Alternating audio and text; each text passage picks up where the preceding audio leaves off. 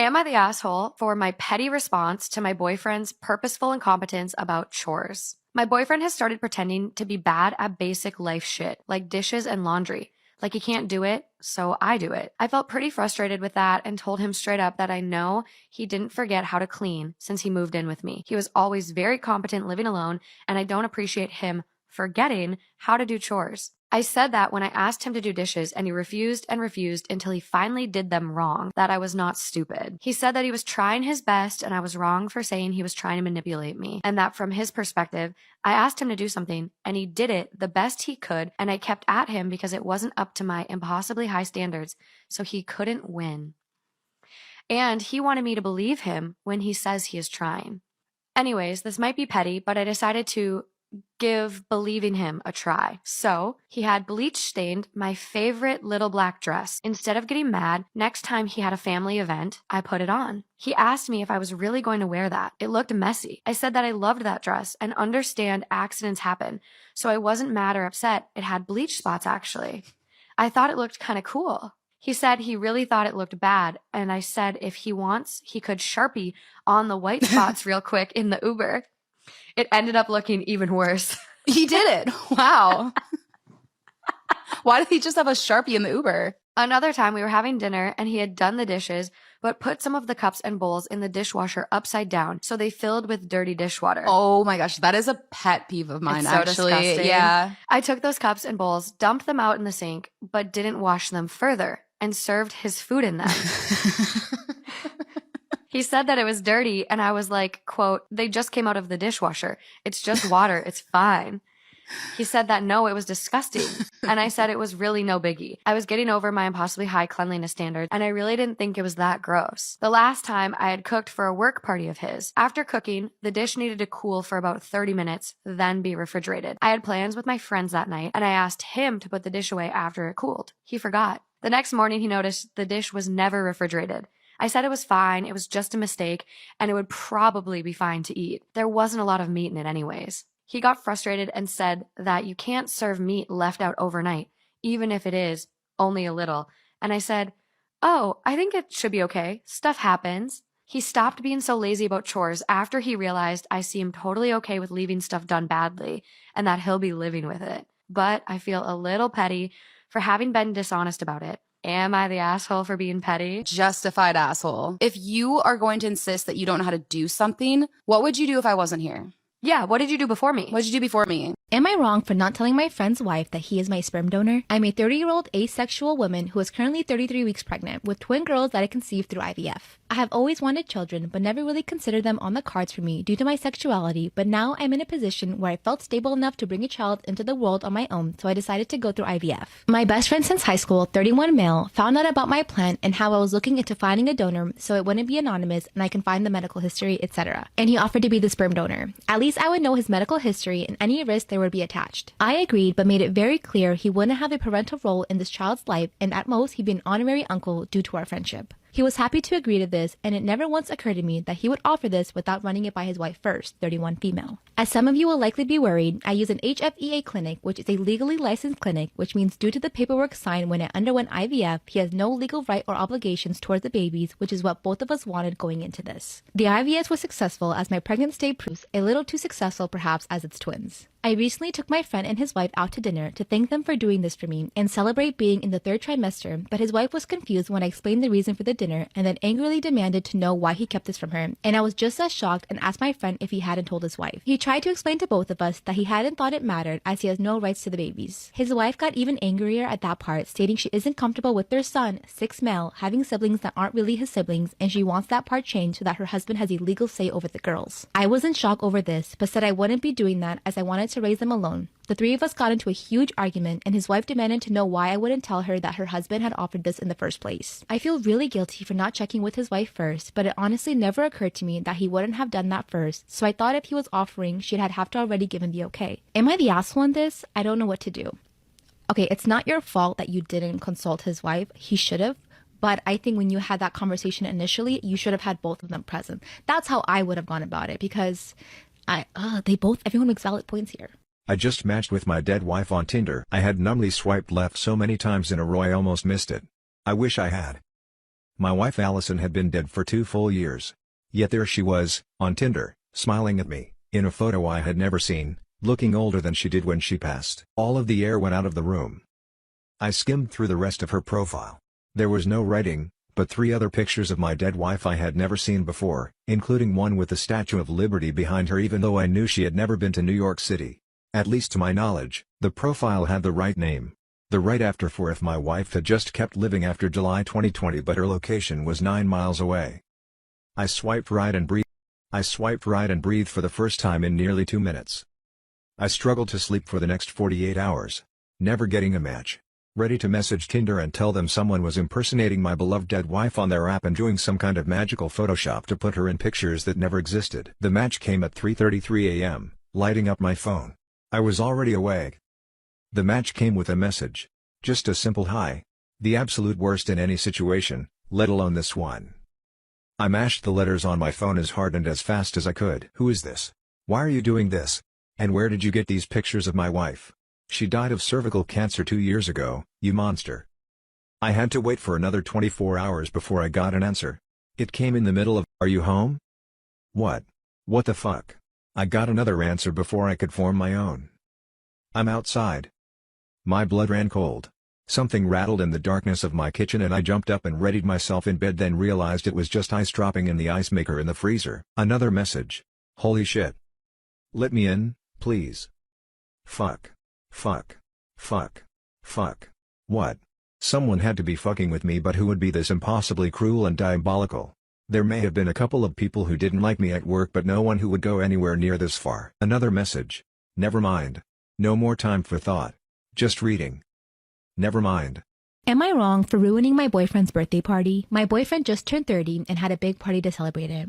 I hadn't been feeling well the last couple of weeks leading up to it, but I was determined to make his birthday a great one. Due to my job and financial reasons, I haven't been able to take many days off, so I scheduled a doctor's appointment in the morning of his birthday so I could celebrate in the evening. I found out that I was pregnant during the appointment and was ecstatic. We've been trying for a baby for 6 years, and I thought this would be the perfect present for him. When I got home, there were a few people already there for the party. I asked my boyfriend if we could speak in private, and he ignored me. I asked again, and he told me that if it was so important, I could just wait 5 minutes while he talked to his friends. So I just told him. He got extremely mad and started yelling in my face about how I was trying to ruin his date.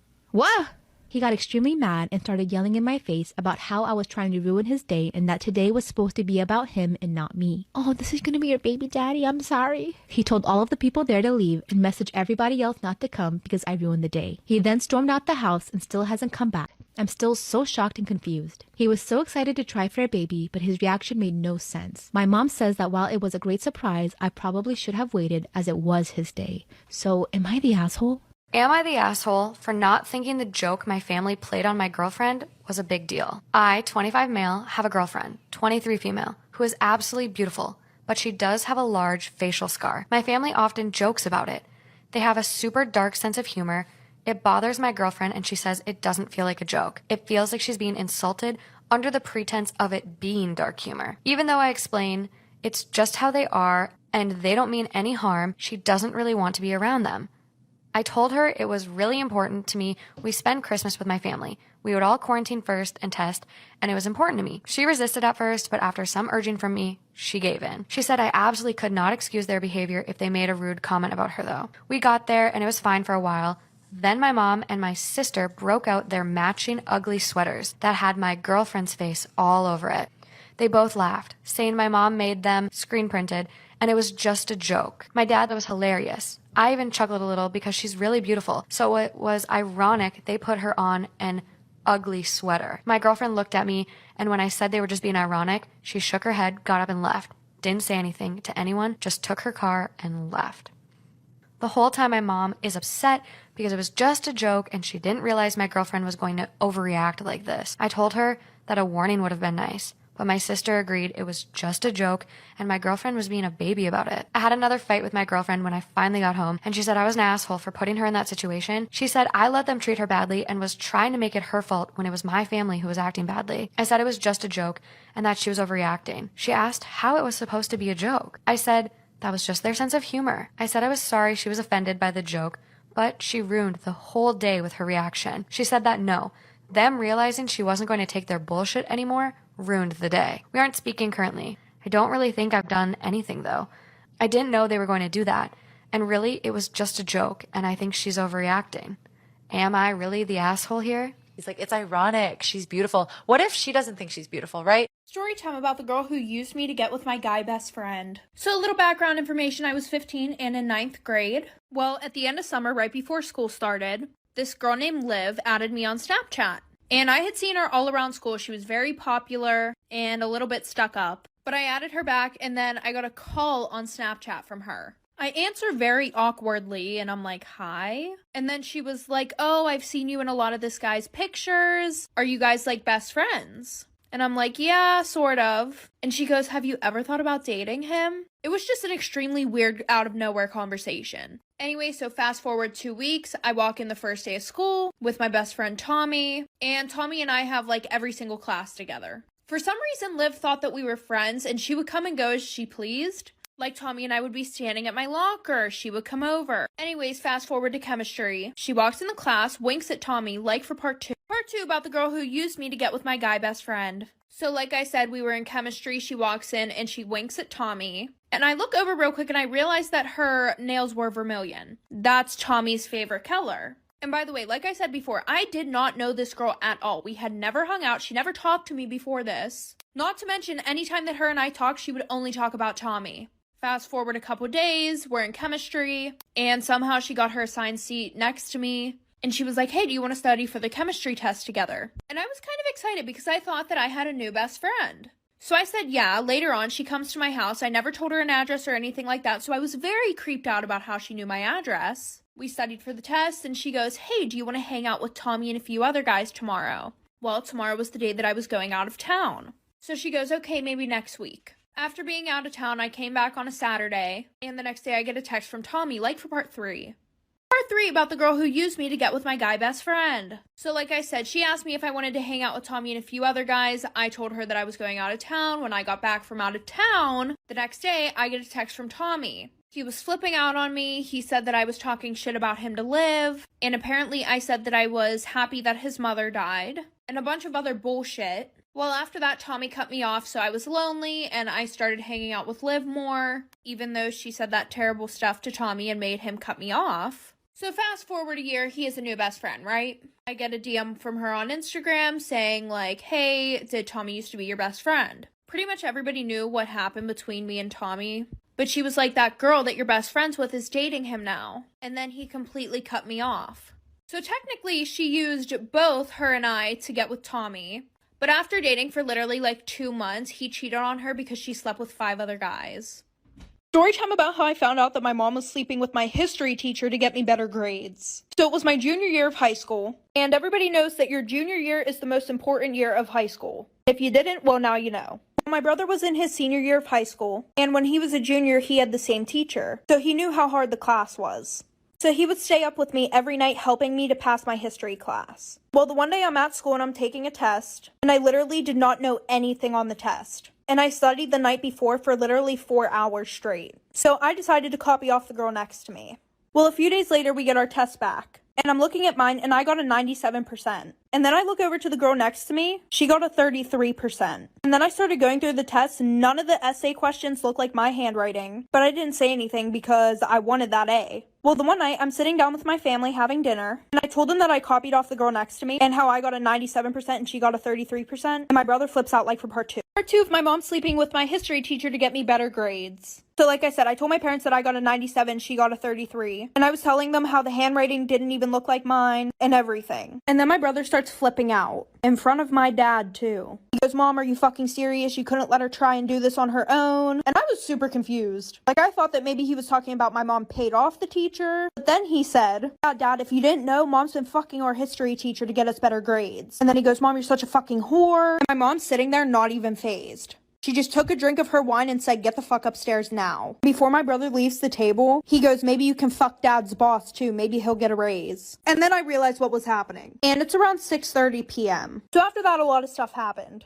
My dad obviously wanted to get a divorce at that point. So my dad took my brother and I to our grandparents, and we stayed with them for like 2 weeks. But then everybody at school found out, and we got made fun of a lot. And then after that, we moved schools. Story time, my gym teacher's wife found out that he was having an affair with me. So a little background information. I was a sophomore in high school, and the one night my friends and I were playing Truth or Dare. Well, a little bit into the game, my friends dared me to download Tinder and message the first 5 guys that I saw. And what do you know, the last guy that I saw on there was my gym teacher. So obviously I messaged him and I was like, hey, OMG, it's blah, blah, blah from your 3rd period class. And obviously I wasn't expecting him to answer, but he did. And he was like, oh, this is weird. How are you? So after that, my friends were like, oh, okay, like it's time to delete it. So I pretended that I did. And when they left, I started messaging him more. So we had been messaging that whole week, and one thing led to another. Next thing I knew, he was sneaking me out of my house at 2 a.m. And he was like 32, so he wasn't that old. Well, for the next month, we were going to restaurants that were like an hour away. Almost every weekend, he would rent out a hotel for us. Well, the one night his wife was supposed to be out with some friends, so he invited me over like for part 2. Part 2 about how my gym teacher's wife found out that he was having an affair with me. So like I said, his wife was supposed to be gone the whole night because she was at the bar with her friends and they were supposed to get in a hotel. So he invited me over. So we went swimming in his pool, then we did the nasty. Well, a few hours later, him and I were sitting on the couch watching a movie. And his wife kept calling him. But he just kept ignoring it, saying that she was fine and he didn't want to answer the call and ruin our time together. So we go upstairs, lay down to go to sleep. And it's like 4 a.m. at this point. So I shit you not, literally an hour later, I wake up to his wife carefully shaking me to wake me up. And she goes, honey, come downstairs. I don't want to wake him up. He has work tomorrow.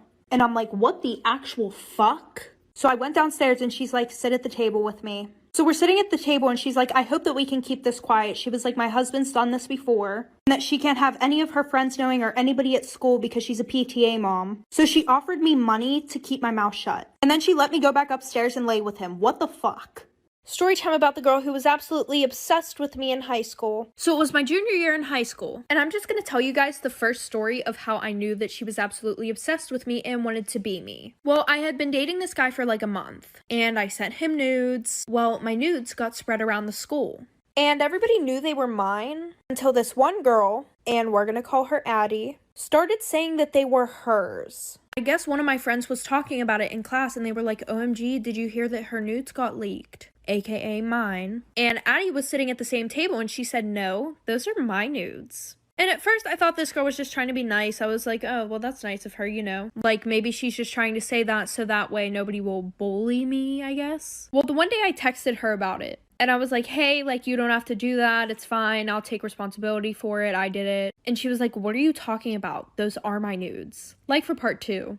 Part 2 about the girl who was obsessed with me. So like I said, she basically told me that those were her nudes, even though I took the pictures and I knew they were mine. But I was like, okay, whatever, I'm not gonna argue with her. Well, then I get a text from my boyfriend and he goes, what the fuck, you're so weird. Why would you send me somebody else's nudes? And I'm just sitting there like, what the fuck? And I tried to explain to him that I had no fucking clue why this girl was saying they were hers. But then he said that I was weird as fuck and he broke up with me. So like a week later, I see them walking around school together. And my friends tell me that they're now dating. And I really wasn't that mad about it. I was like, okay, maybe that's the only way that she could think of to get a boyfriend. Well, I forgot that my Instagram was logged in on his phone because he had super bad trust issues and wanted to make sure I wasn't cheating on him. So I text him and I'm like, hey, can you take my Instagram off your phone? And I saw that he read my text message, but I got no response. Well, a week later, you guys are never gonna guess what fucking happened, like for part 3. Part 3 about the girl who was obsessed with me. So like I said, I texted him and I got no response back. So I run into him the next day at school. And I'm like, hey, did you get my text? And he's like, text about what?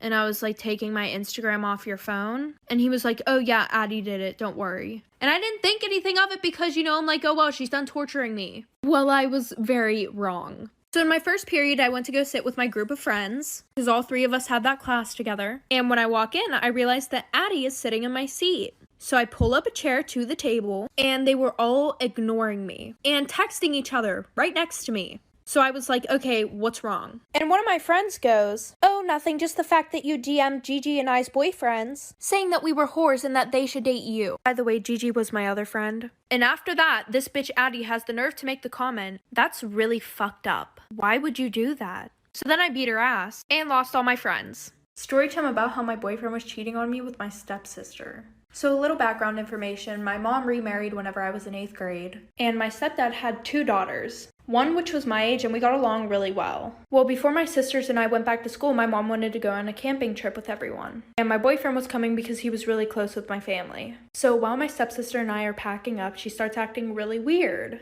And we're gonna call my boyfriend Kevin. She was like, "Oh, is Kevin still coming with us?" And I was like, "Yeah."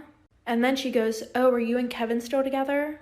And I'm like, "We were never broken up. Like, the fuck?" Like I said, she was just being super fucking weird. But anyways, we all get in the car, we drive up there, and her and Kevin start being super weird around each other. Like, they were being too touchy. Anytime that I wanted to go do something with Kevin, she would say, "Oh, Kevin, you can come do this instead." Well, that night, Kevin and I are sleeping in our tent. At least I thought he was. And I wake up to some loud noises in the other tent, like for part 2.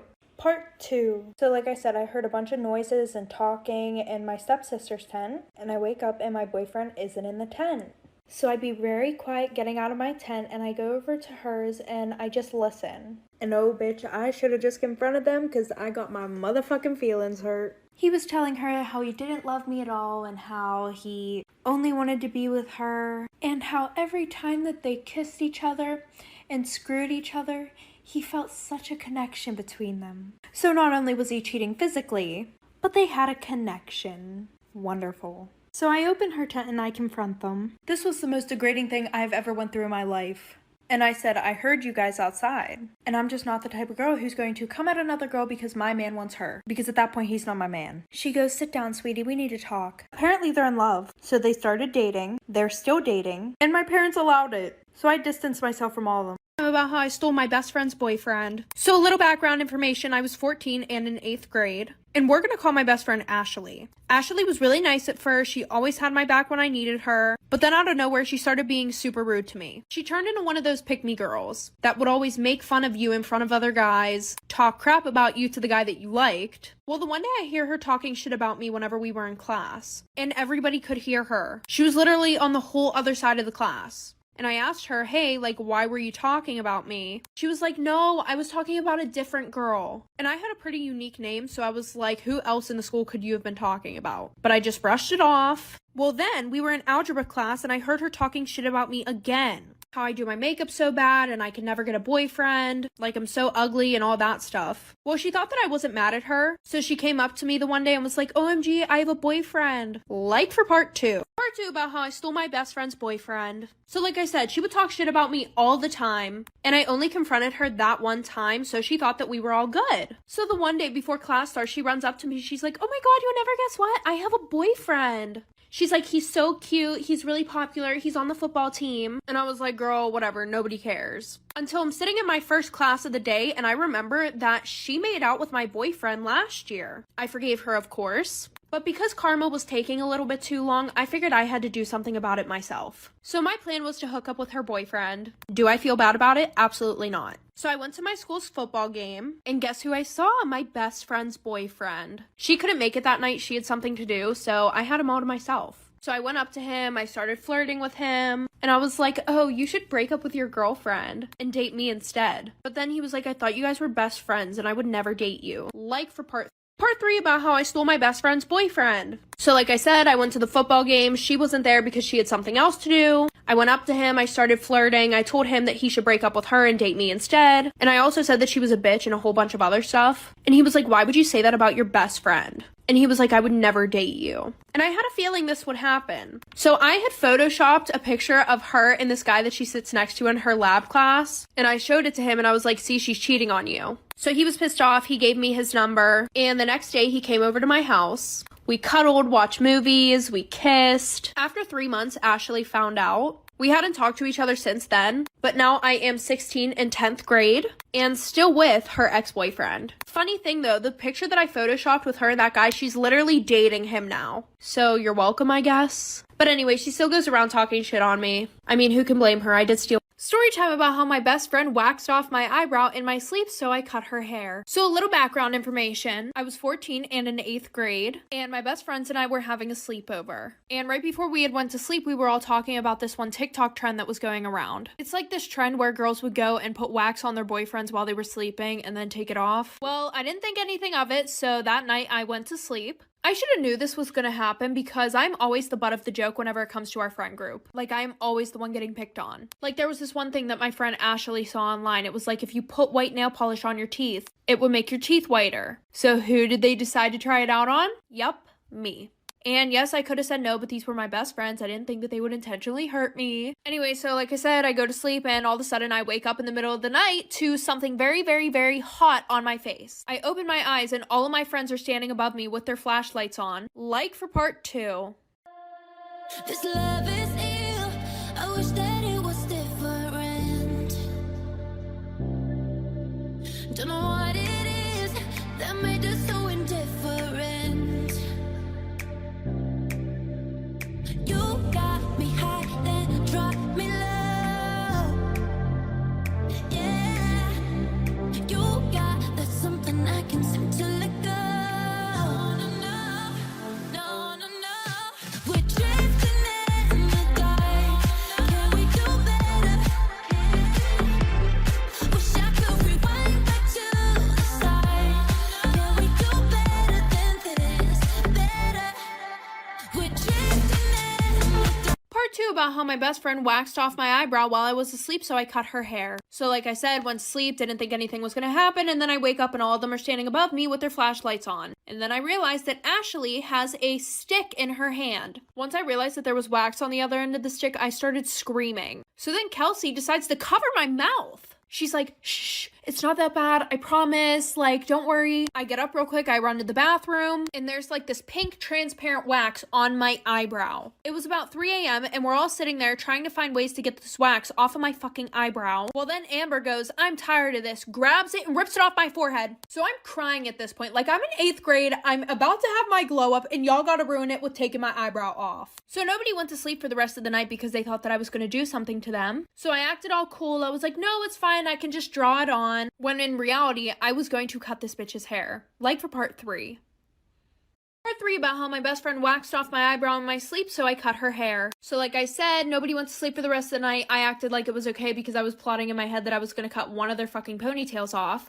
So I go over to their house next week, and every single day that week they were telling me how good my drawn-on eyebrow looked. It didn't actually look good, and none of my hairs were growing back. So around 12 o'clock, all of us are ready to go to bed. I'm laying down, pretending that I'm sleeping, and they think I'm sleeping, so they're over there talking shit about me on her bed, Ashley's bed. I wasn't sure which one's eyebrow I should rip off because the one ripped off my eyebrow, but then the other one put the wax on my eyebrow. They were like, she's sleeping. I don't think she's gonna do anything. She doesn't even have the balls to do anything. So around 4 in the morning, everybody is dead asleep. I get up, and Ashley had her hair in a ponytail. So that was easy enough. I grabbed a pair of scissors out of my book bag, and I cut her hair off. Story time about how I slept with my teacher and got pregnant. A little background information, I was 18 and in 12th grade. I had always had trouble in school, especially history class. And I had always had tutors and everything like that. And eventually I just got tired of trying to get my grade up because I realized that it was never going to happen. So my teacher was 27 years old. We're going to call him Mike. And Mike had a girlfriend. He had been staying after school helping me like every single day. From like 3 o'clock till 5 o'clock. Well, the one day I had this outfit on that maybe wasn't that appropriate. And I was being super flirty with him the whole time. To be honest, I just didn't want to put in the effort to get up my grades. And then 10 minutes later, he started getting handsy, and I told him that if he wanted to do anything, he had to get my grade up for me. So he did just that. Well, for the next couple of months, I would go over to his house to study, like for part 2. Part 2 about how I slept with my teacher and got pregnant. So like I said, I got tired of putting effort in to get my grade up, so I let him hit, and then I was going over his house after school. Well, later on at the end of the year, I find out that I'm pregnant. And because I was 18, I really didn't have to care about what my parents thought. So I told him, and surprisingly, this man was on board with it. He was like, oh my god, like, let's do this. I'm so happy. And I was like, what the fuck? Well, his ex-girlfriend found out, so she went and told the school. He got fired. And 3 years later, we're still together raising our child.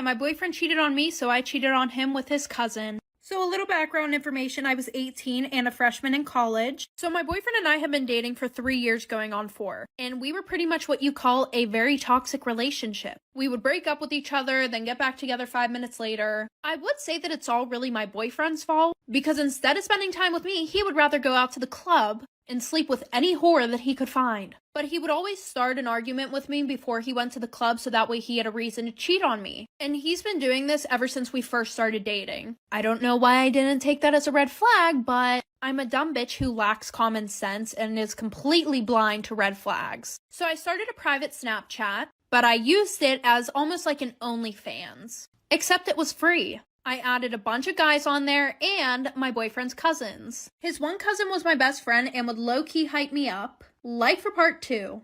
Part 2 about how my boyfriend cheated on me, so I cheated on him with his cousin. So like I said, I made this private Snapchat that was basically like an OnlyFans. And I had his cousin on there who was low-key my best friend. And he would low-key always hype me up on my thirst traps. So eventually I sent him a whole nude picture of myself. His cousin had a girlfriend, but neither of us were going to tell our significant others. And I told his cousin that I would sleep with him if he cheats on me again. Well, what do you know? A few nights later, he calls me starting an argument before he goes to the club. So I go to bed, I'm bawling my eyes out, and he calls me at 3 in the morning asking for me to get an Uber for him and some friends. But I hear a girl talking in the back. So obviously I gave him a hard time about it. So he hangs up on me, calls me 20 minutes later, and I hear this girl talking in Spanish in the background. Me being me, I assume the worst. I assume that he cheated on me. So he calls me the next day saying that we need to talk. I go over there. He says he doesn't want to be with me anymore. Life for part 3.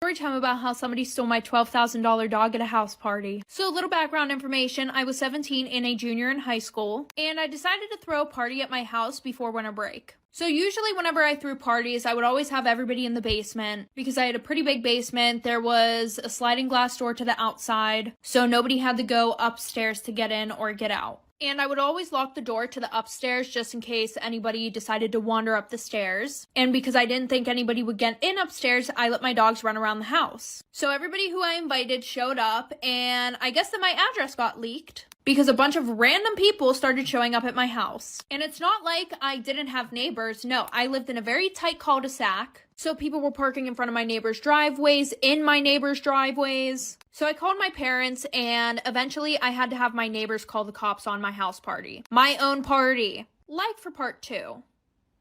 Part 2 about how somebody stole my $12,000 dog at my house party. So like I said, I had to call my parents and they got the cops called on the house so that way I could get everybody that I did not know out of the freaking house. Thankfully, my friends and I hadn't started drinking yet because literally 5 minutes after my friends showed up, random people started showing up in big groups. So after everybody clears out, I go to walk upstairs and I have my keys in my hand ready to unlock the door. The door was literally busted open. Like somebody had to have kicked the doorknob because the frame was cracked, the door was cracked, it was bad. So I'm freaking out. I wasn't even thinking about my dog at the time until my friend Kirsten asked to see my new puppy because Kirsten had just got home from college and she had only ever seen the dog over FaceTime. So we're searching all over the house and we cannot find my fucking dog. Well, when my parents got home that night, they pretty much grounded me for life. But then I want to say a month later, my friend Jake, who was there that night, called me freaking the fuck out. Like for part 3. Part 3 about how my $12,000 dog got stolen at my house party. So like I said, we couldn't find Mimi. My parents pretty much grounded me for life. I get a call from my friend Jake, who was there that night of the night of the party. And he's like flipping out. He's like, I think I know who took Mimi, aka my dog.